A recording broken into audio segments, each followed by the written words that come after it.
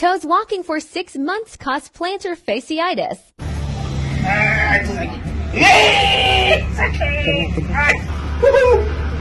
Okay guys, share guys apa yang ada masalah tumit ah. Ni awak tak tumit.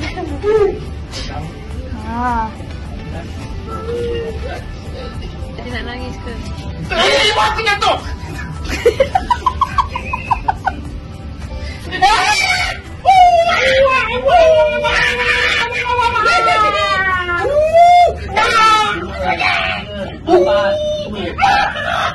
Nak nangis. Kasih rehat sebentar untuk tumit kanan.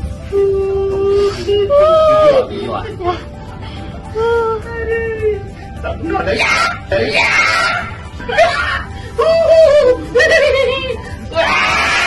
Aku dah sakit. Sebab sakit tumit di sini, sakit di sini, tetapi inflamasi di atas.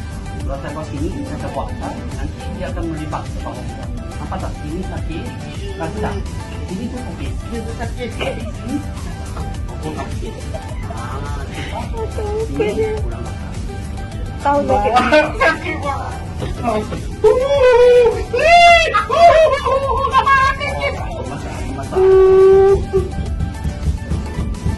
Lagi berpeluh, aku berpeluh. Saya bersungguh-sungguh ni. Berpeluh lagi. Tak baik. Sakit. Ui, kaki pula. Adik. Ya Allah, sakit. Ya Allah, sungguh-sungguh aku jatuh.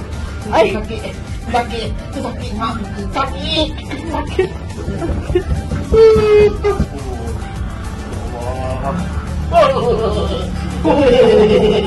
Masalah tumit bagus tengok ni. Abang ni dah 3 tahun sakit tumit tak hilang.